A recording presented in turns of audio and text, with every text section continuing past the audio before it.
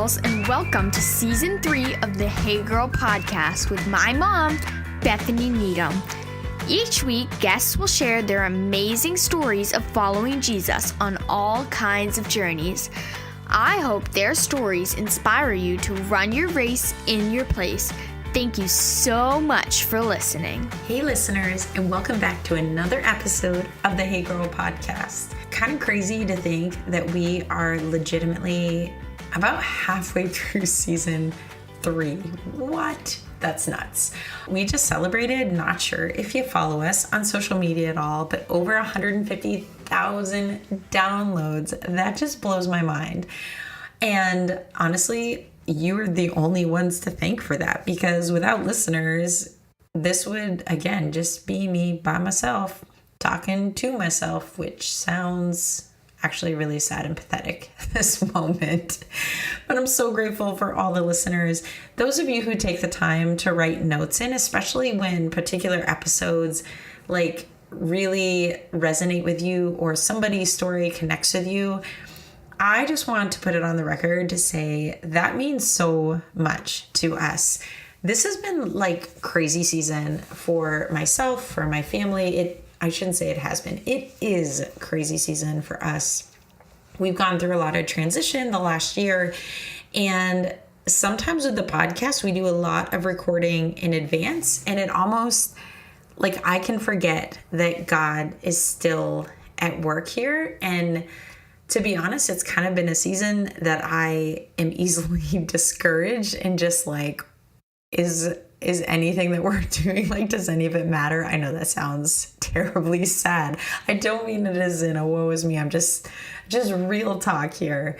And on those days, like, honestly, God's timing in this, we'll get this message and someone will talk about how this person's story just really connected with them, or how God spoke through whatever this person shared. And I am just humbly reminded that even when I feel like, you know, the best I have to give in this podcast just doesn't feel like enough, I'm reminded that God uses everything. He just, when we do things, even if we're like, wow, that was like the worst recording ever, or I was distracted, whatever it is, that God can take these things and do amazing things with them. And I feel like that is where this podcast is at right now. We just celebrated the over 150,000 downloads, which just blows my mind.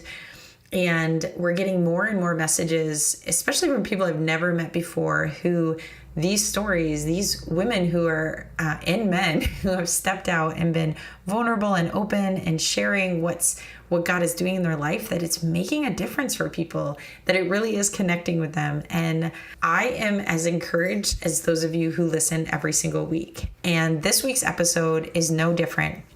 Here's what I'm going to say, though. I always like to give a heads up, because I know a lot of you are moms out there that listen, or dads or whatever, but maybe you listen in the car. I'm going to refer to this episode as an earbud episode, meaning I don't think this necessarily is going to be appropriate for little ears. And we don't delve really deep into a lot of things, but just listening back, I do know that we kind of talk over issues of sexual abuse and same-sex attraction. We do talk about divorce. And I just want to be careful that a Hey Girl episode in the minivan is not the reason that you have to have a conversation with one of your littles before you were planning on it. So this is your fair warning before this episode gets rolling, to, if you're rolling around with kids or whatever it is, maybe pause, come back to it later when you can pop in an earbud safely. And also, just a heads up, you probably want to have some tissues on hand, because there's a lot in Brianna's story, and gosh, it is powerful. So just all you're going to know on the front end is this was one of our nominated guests. It comes a friend of a friend. Bri went to Hillsong College and just has an incredibly powerful and moving and really a lot of hard things that she's walked in her story. And she is so brave to talk about them, just with so much vulnerability and humility. I appreciate her so much. And even listening back, this story has really, even for me, had had an impact on just where I'm at right now. But I'll talk more about that at the end of the episode. So for now, let me introduce you to a new friend and just an incredible young woman.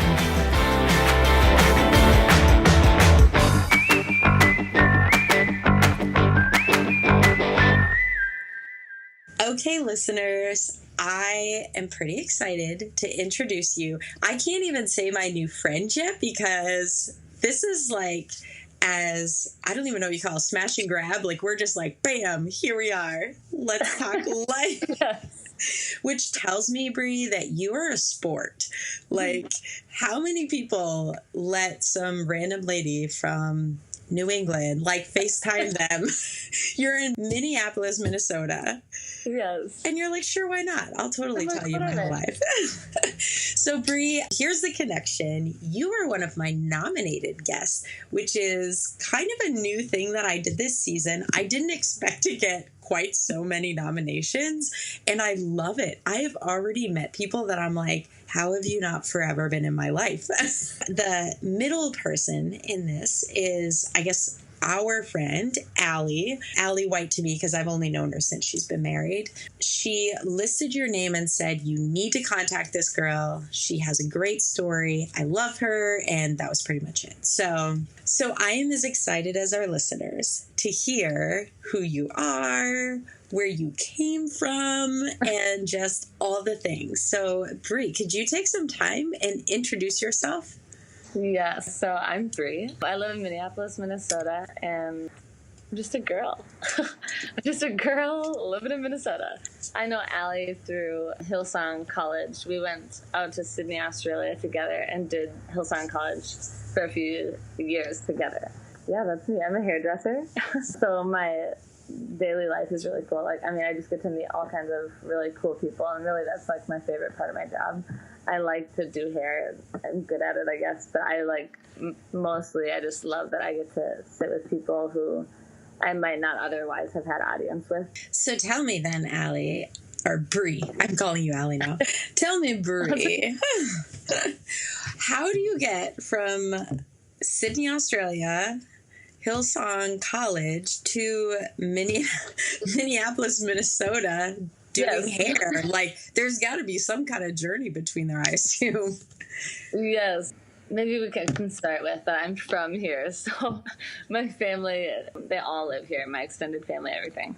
I moved out there originally to Duke. I was 22, and I'm now 28. And when I went out there originally, it wasn't initially ever like my dream, which it sounds sad because I love Hillsong now. Like, you know, that's like my church home, I would say, still. On my way out there, I was like, okay, I'm going to go to ministry school. Like, I grew up in the church my whole life. My parents were in ministry. Like, I always was involved. My husband at the time, so I got married when I was 20 years old, and I was 19 when I got engaged. So we ended up, that was kind of more his dream. So, like, he was a worship leader. He was kind of like the star child of, like, every church thing where the church that I grew up at. Anything music, too. So he was worship leader, like, since he was, like, 8. Wow. He's, like, definitely, you're like, wow. He is, like, totally gifted. Like, just right away when you hear his voice, he sounds like John Legend or something. But also just his presence and his, like, his worship leading, which is beautiful. So we got married when I was 20. It was his dream to go out there. And I kind of, being a really young, like, new married girl as a Christian, I just was like, yeah, like, and I was so young that I didn't really have much of my own dreams yet. Together, we were building our dreams, you know? So I'm like, yeah, that sounds great. And I am also, like, I sing. My family's super musical, so it wasn't totally random. So we moved out there. It was a huge, like, move for us. We just sold everything and moved. And we got out there. It was great. Like, we were out there for a year and a half. And, like, a year and a half in, like, Jason, my ex-husband, he broke down. And so that's kind of a long story. But, like, he broke down and basically told me, which was really gutsy and honest, that he, like, felt like he couldn't be married anymore. Yeah. And it's still emotional, and it's so funny because it's been so long. But this is part of my, like, story, I would say, in my journey is like learning to just feel like all the things. Yeah. And no matter how long it takes you, you know, like, because it's an onion, grief is, and you just have to do it. Like, every time you feel something, you just gotta let yourself do it, because otherwise you never get whole, which I say with quotations, because I used to think that that was this, like, place to get to, but it's not a place to get to. It's like, it's a process and it's a journey. And that's my, like, amazing counselor in Australia. That was her. She's a little English woman, and she's like, I was like, I just want to be whole.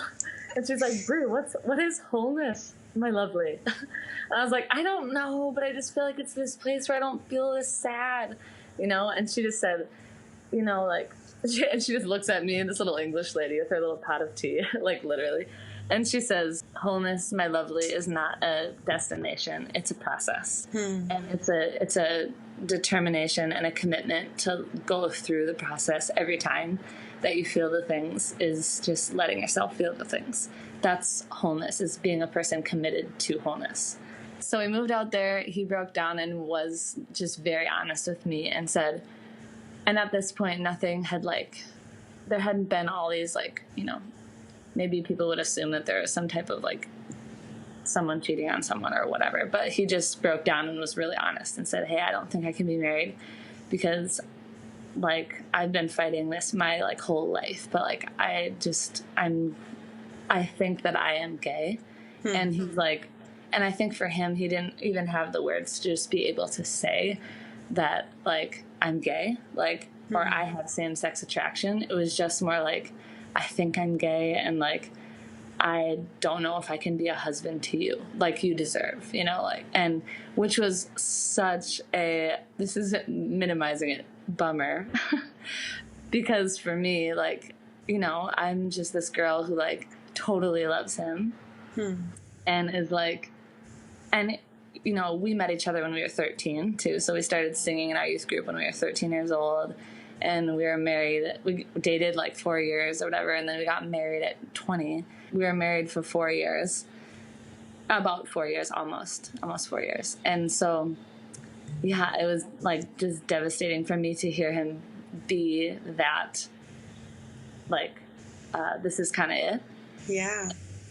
I think that I deep down kind of felt like that day might come because of the things that he shared with me when we were younger, like when we were 15, 16, he told me about some, for him, this is his story, not everyone's, but who has same-sex attraction, but his story was he was pretty severely sexually abused as a kid.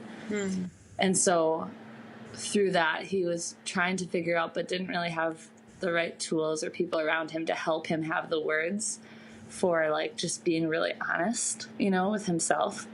And this, I would say, is part of my story now, today, is that, like, also just has such a passion for people to feel like they can just have the words and they can be honest with people and with God too, because truly that's the only way that you can move forward in any way, is to just name what you actually feel and say what's actually going on.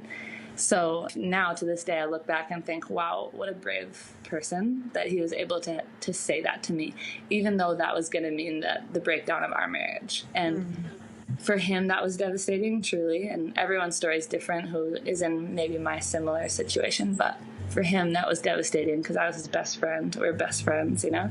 Our marriage was actually really, really fun, and something that actually, for me, there was a bar set of what it is to be like a husband, because he was my best friend. And I actually had people tell me, my clients, when I actually did open up with them about what was going on, like, one lady said to me, oh, honey, you're ruined because you married your best girlfriend. Like, you're never going to have a heterosexual, like, marriage like that where you're best friends, you know.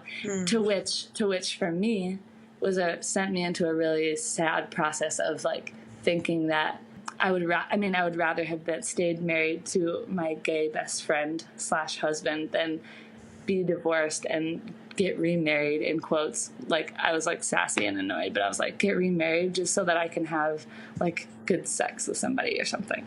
like, just that's what it is, you know, like spirituality plus good sex. And I'm like, okay, that sounds like a bummer. I want a best friend, you know? And I think I can have that, ? Maybe not.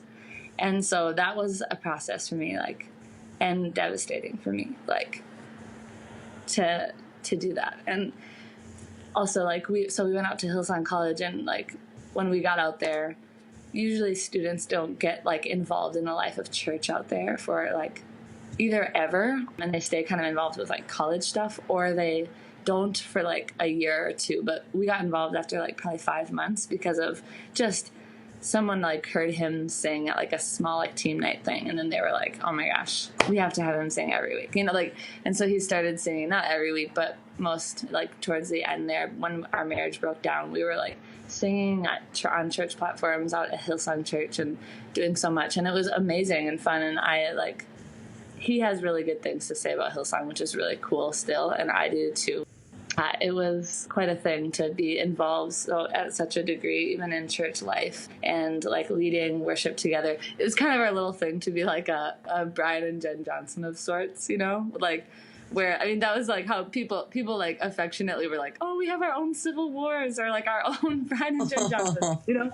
That was our relationship, and our like kind of our ministry, I guess, was like this like husband and wife like leading worship thing. Yeah.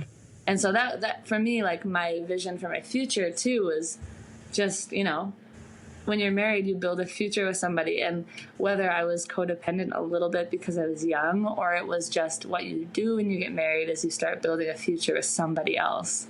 To tear that apart or to watch that break down during a divorce is so devastating. And as like a Christian woman in a marriage, part of the process of it breaking down as well was, it was hard because you kind of feel like you need to tell everyone what's going on so that they don't like demonize you for being divorced. Yeah. Which is so sad.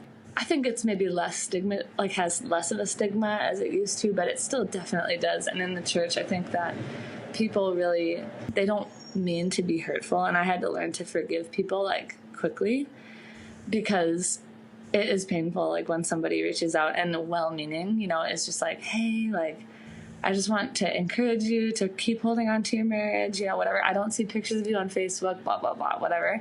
And for me, just like that being like probably my deepest wound is like feeling like I left my husband, or that I did something wrong to like allow him to move on, you know, or something. And so for us, that process was pretty like, when he told me, I was out there for probably another like 6 months or so, and working with a counselor by myself, trying to like stand for my marriage, which she was allowing me, she wanted to like me to guide that process. Like, what do you want? To which was also so difficult, because at 24 years old and like my marriage is breaking down, I'm like across the world from my family and friends.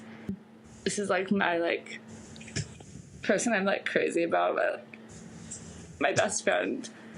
And such a weird thing, because it's like I have so much compassion and empathy for him because he's going through so much, but it also means that he's like essentially like deciding if he wants to leave me or not, which is a really weird place to be too. And then to have people reach out and say like, oh, please hold on to your marriage, I wish I would have held on to it longer, which is a good thing to say maybe, but like if you don't know the person, it's really painful, because it's like, for me, that was actually the worst thing I could hear. What I needed to hear was like, hey, trust God, lean on him, tell him everything you're feeling, and you moving forward is the best thing you can do right now for you and for him, and just trust that he's got you, you know? So anyway, he kept saying he didn't know what he wanted, which was really painful. And that was probably about, I would say, 9 months of him saying, I don't know. To which I had to decide some things, because with the help of my counselor, was also amazing. She just like helped me kind of get to find my words too, because I just felt like if you're married, you're one. There's all these things are going in my brain that I've heard my whole life. Like, there's never a reason for divorce. You know, like divorced people take the easy way out. I don't know, just all these things, and like banging myself over the head and kind of berating myself for the idea of like me, like, which I was getting no answers from him, but his decisions were saying that he wasn't married to me anymore. I was keeping myself there because, first of all, I think it's a good thing to do to fight for your marriage, you know. But at the same time, in my specific situation, I was with a lot of prayer and not really any family, because I didn't let anyone in because he also wasn't ready to come out to anyone yet. So I was holding that all myself with my counselor and maybe 2 counselors and like this school like principal there, who was amazing too. That's a lot to shoulder. It's a lot to shoulder, and I realized that it wasn't mine to shoulder. Like, yeah. Throughout my divorce, like so many beautiful things from Jesus, just like, hey, just so you know, I'm sorry that you ever felt like you had to carry that, because you didn't. Like, I'm sorry that you ever felt like you were the hinge pin on this like door frame of like holding him together, because you're not. I am. If you go, I'll still stay. That was huge too. Oh my gosh. Like, I will just say, like, that's kind of a highlight moment of like the breakdown of everything, was in my own anger and just mostly sadness, honestly. Like, I would say to this day, looking back, like, I'm surprised I didn't express more anger, but I was just didn't really learn how to do that anyway, really. I don't think, growing up, but I expressed a lot of sadness, which probably underneath there or on top of it was anger. But one day, he's very depressed, and I came in the room and I said, do you think that God is going to be with you if you leave me? That's a pretty, like, serious thing to say to somebody, you know, like, and I felt right saying that, you know, like, in that moment, I felt like that was right. And then I walked away and bawled my eyes out for probably like an hour in the bathroom. And I felt like I heard God say, like, hey, like, I would never leave you if you left him. I'm never going to leave him. Like, even if he leaves you or however this breaks down, like, I'm never going to leave him. And I'm like, wow. Was I, like, okay to feel that sad? Yes. Is it okay to sort of undermine in my sadness, like, God's, like, closeness to a person? Like, even a person, like, hurting you so much? No, it's not. I felt so convicted, and I just, like, cried for, like, hours, and I was angry, and I was just like, like, why can't you just, like, and I got, like, a picture, actually, of, like, it was sort of, like, some of my most vivid, like, pictures and, like, moments with God definitely were in that, like, bathroom, or just, like, during that time, and I felt like I just kind of had this moment where he showed me, like, hey, remember, like, where all the Pharisees are in a circle, and they're, like, you know, trying to throw stones at that girl, the girl, and I'm just like, oh, yeah, like, you know, and he's like, yeah, like, you're all the Pharisees right now, and Jason's that girl. You have all these things that you, like, want to be like, here's why, like, you know, I'm right, and you're wrong, and here's why, and I mean, I would say, like, in this situation, like, he was deciding he didn't want to be married anymore, but it's such a deep thing that it's so hard to just be like, oh, he's just so wrong for being honest with me. And, you know, so it was just like, you're all the Pharisees right now, and you have all these stones that you want to just, like, throw at him, and you want them to stick. But, like, I'm not going to let that happen because I've already taken all those for him and for you. So soon enough, you'll be the one there. And there'll be people around trying to throw things at you, because at some point you might hurt somebody. Not even might, you will, you know? And so you'll be there, and I'll have taken those from you too. And that's when I knew that things were going to really just start to break down, and I had to, like, let go. So I walked in and I just bawled, and I just looked at him and said, Jason, God is never going to leave you. And then I just walked away, and I just cried for probably another hour. It took a while for me to continue to let go. I was, like, losing my hair and, like, super skinny and just, like, trying to hold on for dear life. And most of it at the end there was because of my own pride, too, just being like, I don't want people to be like, oh, there's that divorced girl who... And it was just like, I don't want people to say I left him, you know?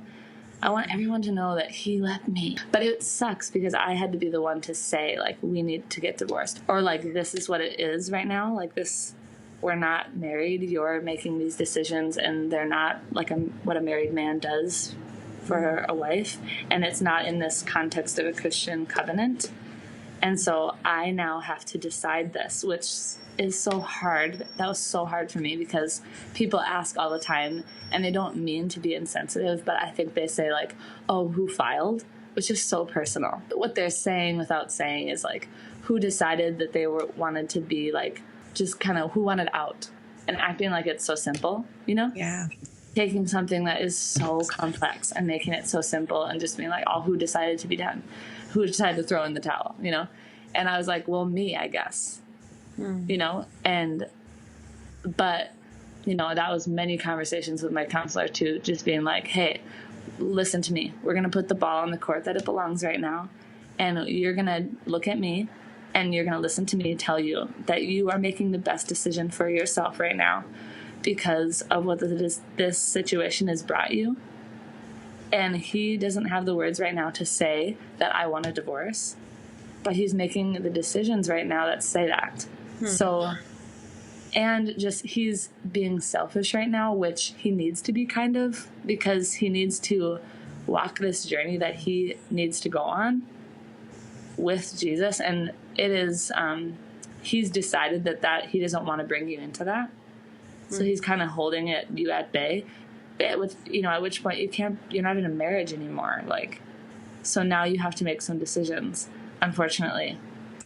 So hard. And so I moved home to be with my family, and that was the first time they had even known about what was going on. Was that I let them in was like when I was deciding to be separated. At least that was my thing. I was like, I'm not ready to say I'm getting divorced, but maybe I'll give him some space to figure that out, or what he wants to do. I just felt like really stuck, like this is gonna not work out.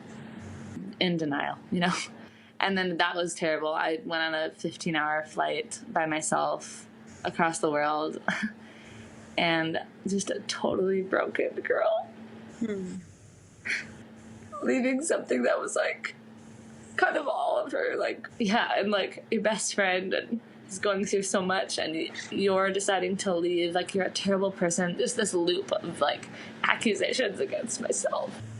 But my counselor, again, was just like, hey, what do you feel like God said to you? What do you feel like God said to you? And I was so annoyed with her because I was like, could you just tell me?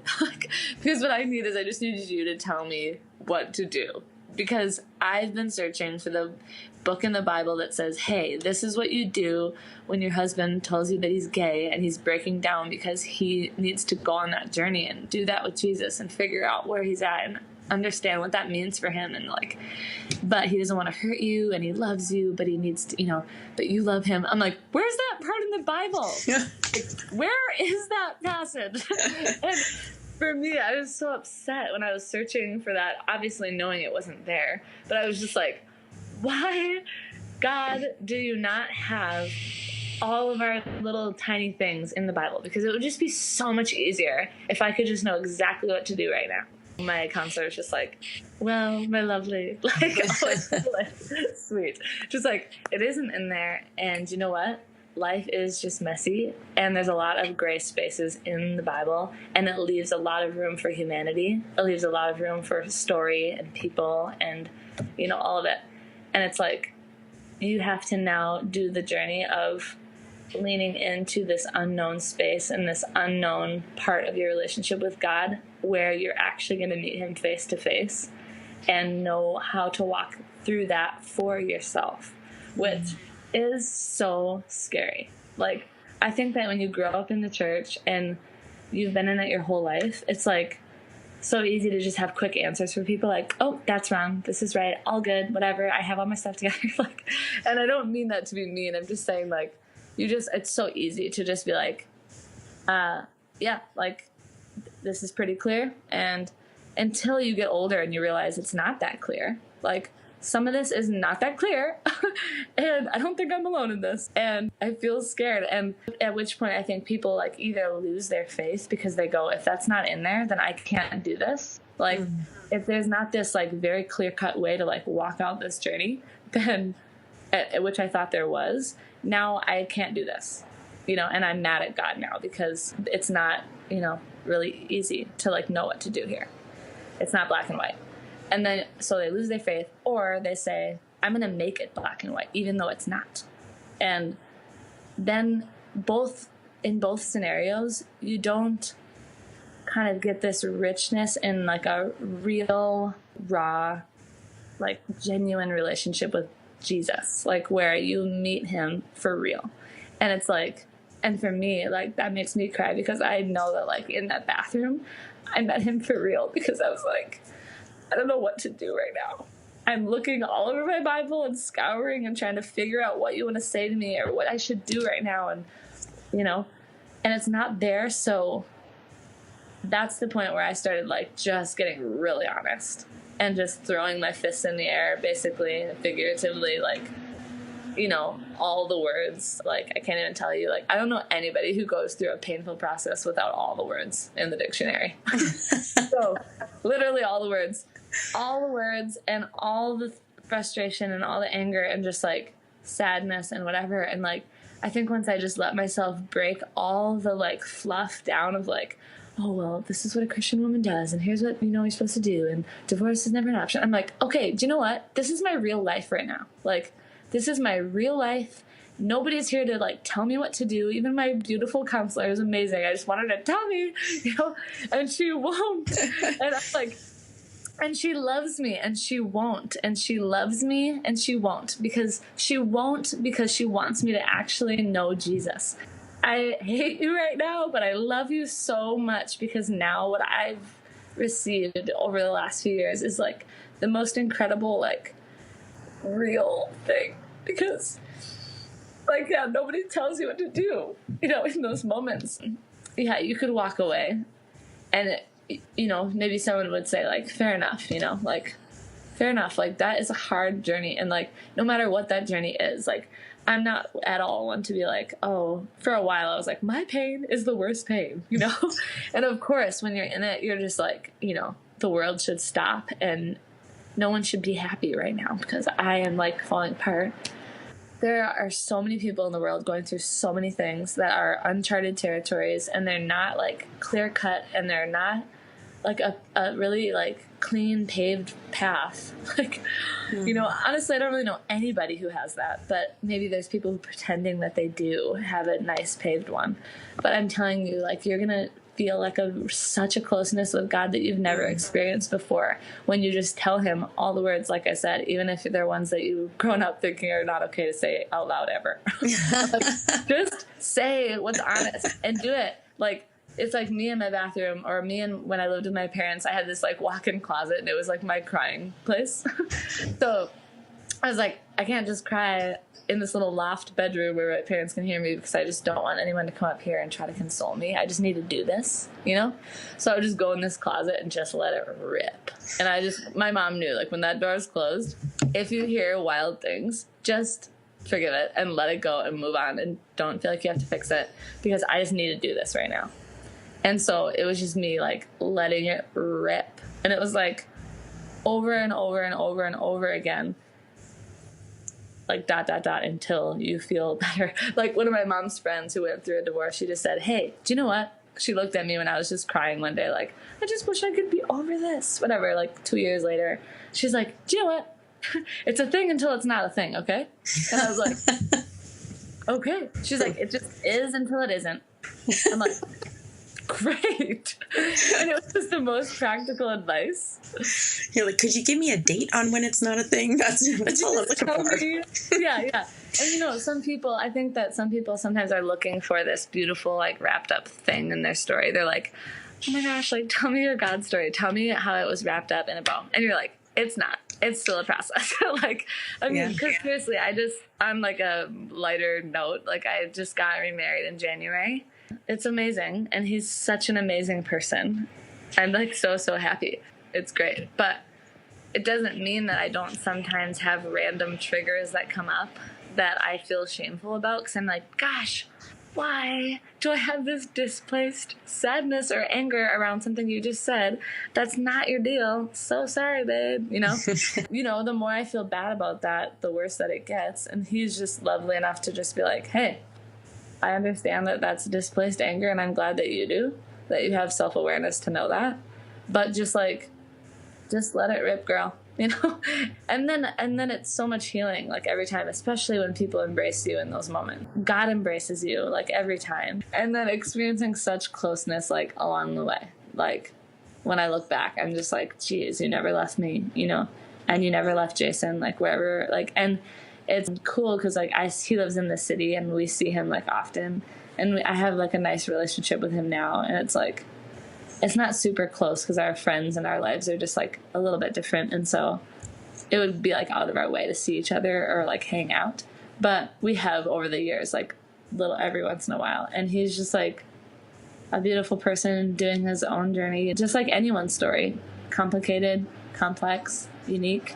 Every person that you are with, like, to oversimplify their life is to like not be like Jesus and be dehumanizing, because it's like what I think he would do is just like lean in and just like be close and walk with people. Zacchaeus, that's my favorite story, one of my favorite stories in the Bible, because I just love that he's just like, hey, you, I'm going to your house.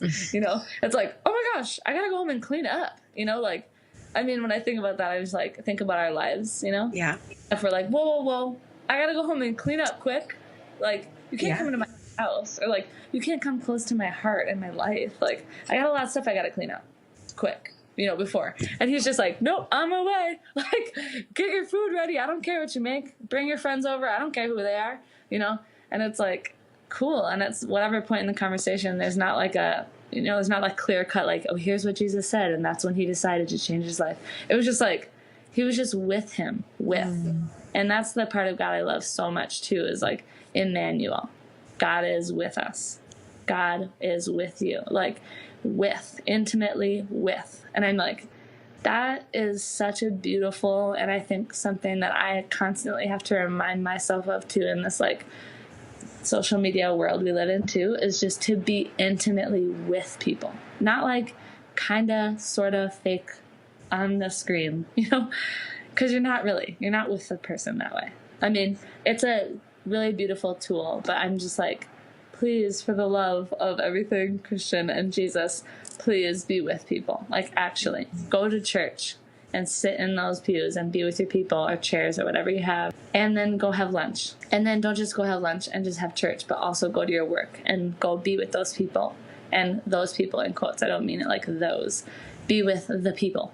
You included, your church people included, all the people, and just love them and be with them, you know, because that's what he needs on his journey right now, but it's not different from what I need.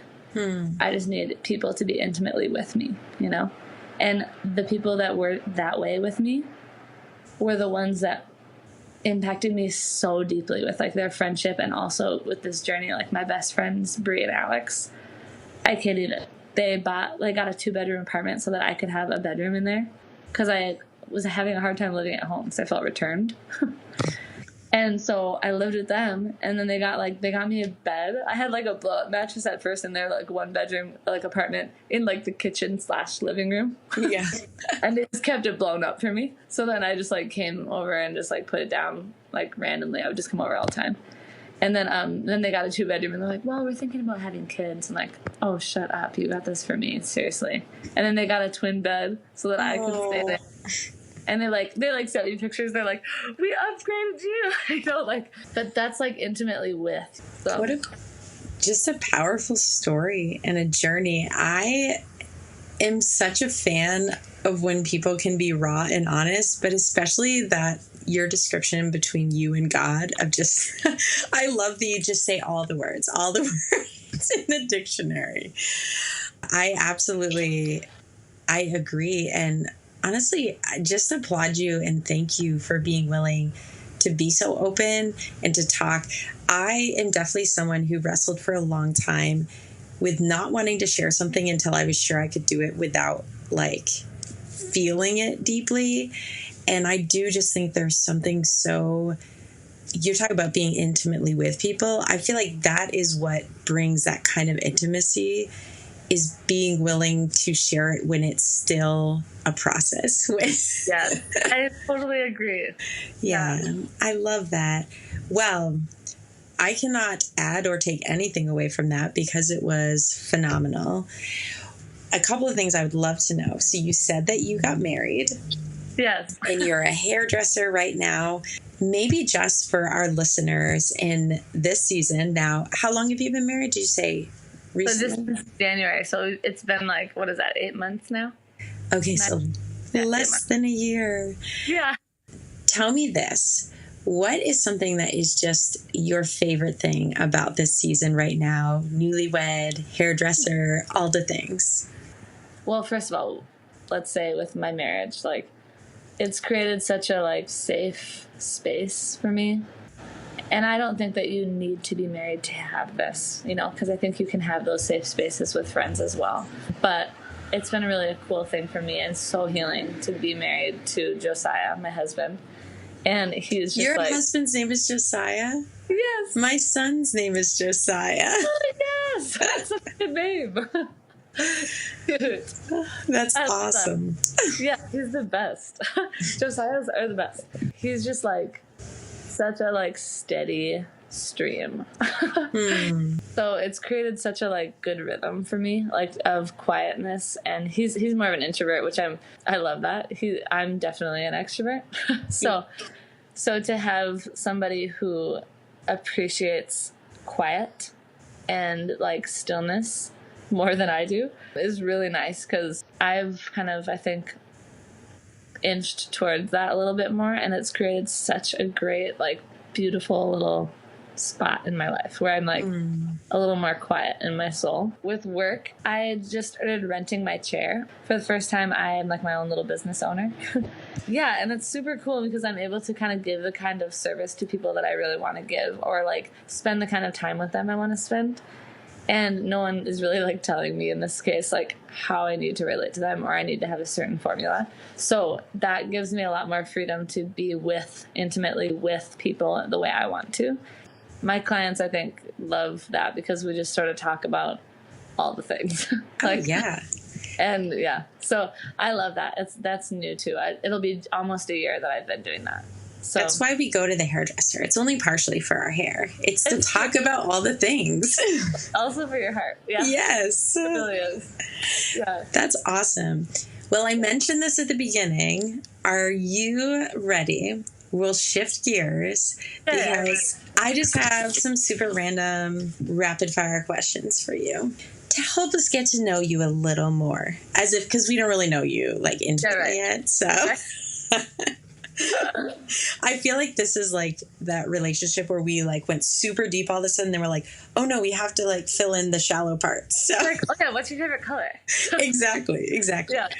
All right, here we go. So, Bree, would you rather text message or phone calls?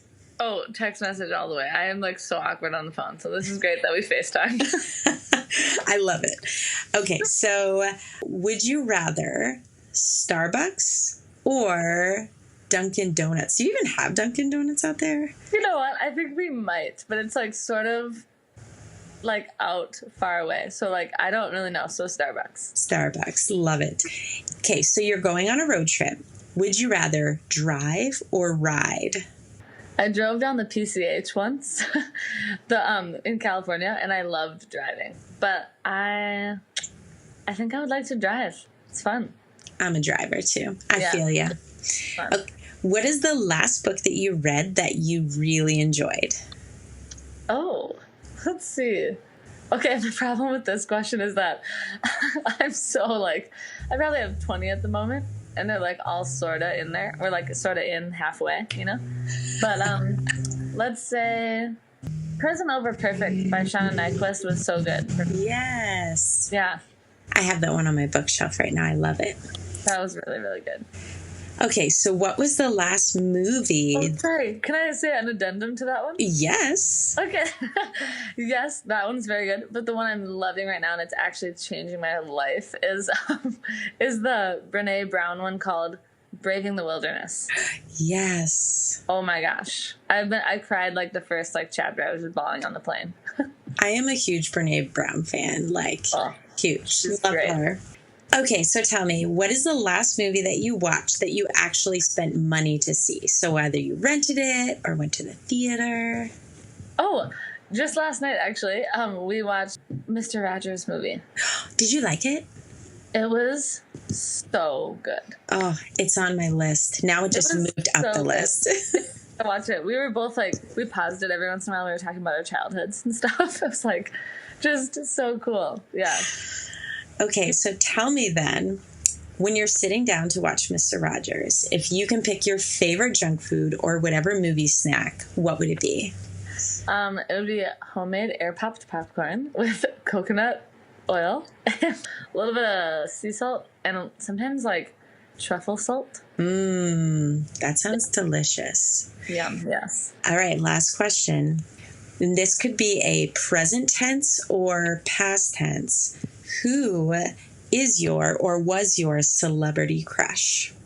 Oh my. Who is it? I probably just because it's like fresh in my mind. I'm gonna go see Justin Timberlake in like a week. Oh yeah, probably Justin Timberlake. I've been crushing on Justin Timberlake since NSYNC days. Yes, me and my sister are like diehard NSYNC fans. Kind of. I mean, it's not like we follow them or anything, but they're coming here and we're going. I love it.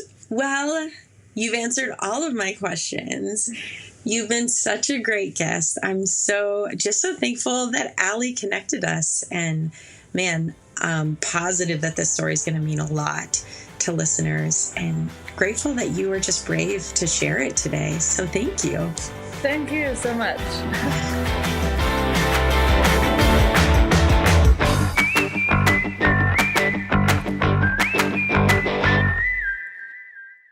Okay, listeners, that was Bree. Can I just say, if your experience was anything close to when I just re-listened a little while ago, you probably went through quite a few tissues.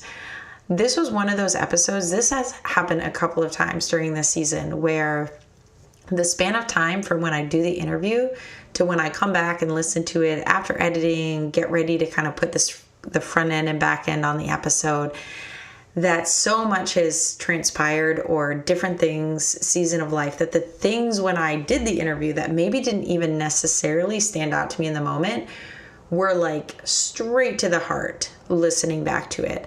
And I know it has everything to do with the season that I'm in right now, the things that happen to be going on, probably way more sensitive to some things than I was the first time through. But the things that stand out, the things that I want to kind of talk through a little bit, or like a really tiny bit, because I'm going to be honest, I ugly cry at the drop of a dime these days. Like, this is the season we're in right now. We're in a season where the reality that parenting and kids and all that, it's just not a mathematical equation. And I don't even like math, but it is amazing how much I wish that some things just showed up like math, as in 1 + 1 always equaled 2, and it was just that simple. But kids just aren't. And I've got 2 teenagers, and they're very different from each other, but also I am in it right now in terms of things are just not, they're just not simple, and they're not easy right now.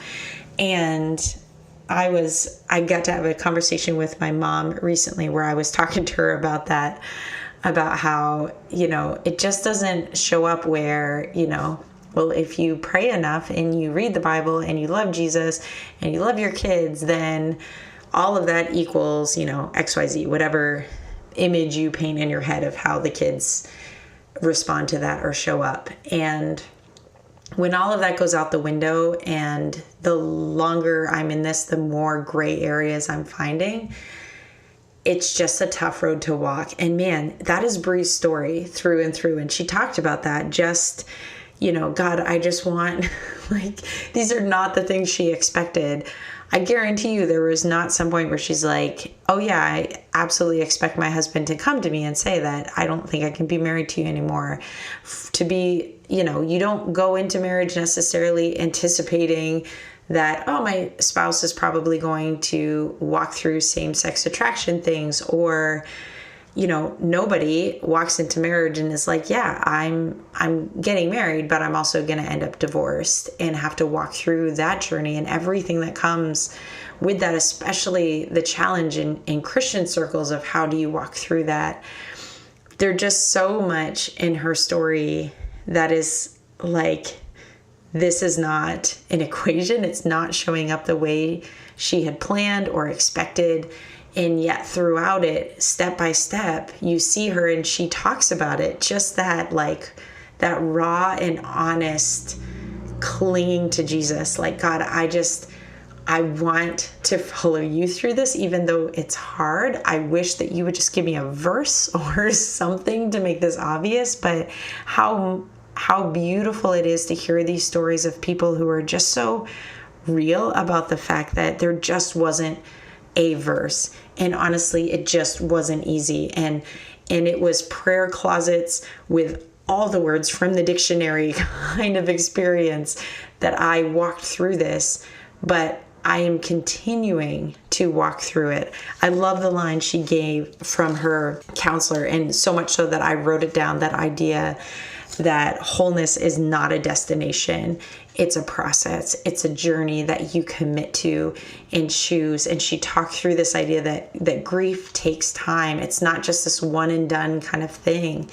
And I just thought, for all the things in her story and the hurt and the pain and in the hard things that she faced, there was this incredible beauty of how authentic her faith was throughout all of it. And that was what resonated with me in my season right now, is like, this is where I feel like I'm at. Like, I was at church on Sunday, and music in general wrecks me, but man, when the worship started and the words to the song, and it talked about this idea of releasing shame and listening to God's truth over that voice in my head that just tells me again and again that I'm a failure or I'm the worst mom ever, whatever it is, that just allowing God's truth to speak through that I'm loved and I'm forgiven and all of these things. Like, this story, Breeze, was one that I needed to be reminded that I can walk through this and hold on to Jesus through the hard, when there aren't answers and there's not the perfect verse, and I have more questions than I have answers, and it's not showing up like an equation, and all of it, like just the whole mess of it, where wholeness seems elusive. Like, where in the world does this exist? And embracing the fact that it's not this place I'm going to arrive and suddenly have it all together, aside from eternity itself, but that this is a commitment to a journey into following Jesus into these places, and to continue to follow him even when I don't get it, I don't understand, I don't have the answers. It's painful, and I don't necessarily even agree with what I feel like God is doing. Like, where I'm literally going into prayer closets with all the words in the dictionary, that God is faithful in those things, that he doesn't walk away. I found this episode in particular was timely for me. My prayer is it was timely for a lot of you as well.